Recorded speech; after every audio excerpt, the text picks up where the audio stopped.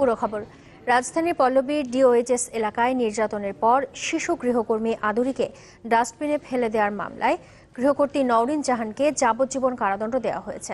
তবে খালাস পেয়েছেন তার মা ইশরাত জাহান।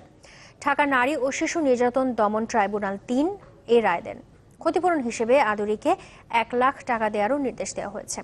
এই রায়কে দৃষ্টান্তমূলক বলছেন আইনজীবীরা। ২০১৩ সালের ২৩ সেপ্টেম্বর আদুরিকে অর্ধমৃত অবস্থায় পাওয়া যায় রাজধানীর পল্লবী ডিওএইচএস এর একটি ডাস্টবিনে। ওই এলাকার একটি বাসায় কাজ করত সে। ঘটনার ৩ দিন পর আদুরির মামা বাদী হয়ে মামলা করেন। সেখানে অভিযোগ করা হয় গৃহকর্ত্রী নওরিন জাহান নদী এবং তার মা ইশরাত জাহান গৃহকর্মী আদুরিকে খুন্তির ছ্যাঁকাসহ নানাভাবে নির্যাতন করতেন। এক পর্যায়ে তাকে ফেলে দেওয়া হয় ডাস্টবিনে। মামলার প্রায় ৪ বছর পর রায় দিলেন ঢাকার নারী ও শিশু নির্যাতন দমন ট্রাইব্যুনাল ৩। এতে গৃহকর্ত্রী নওরিন জাহানকে যাবজ্জীবন কারাদণ্ড দেওয়া হয়, তবে খালাস পেয়েছেন তার মা।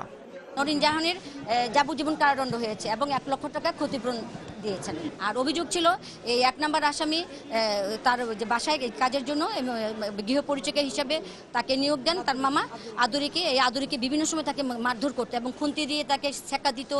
রায়ে সন্তোষ প্রকাশ করলেও আদুরি বলছে নির্যাতনের দুঃসহ স্মৃতি এখনো তাড়া করে ফেরে তাকে। শরীরে ব্যথা আছে, ঘুমে পাতালেও আর দেহি আর মারে ইস্তারি দিয়ে মারছে, আর শরীরে জিব্রা আগুন দিয়েছে, জিব্রা পুড়িয়ে গেছে আমার।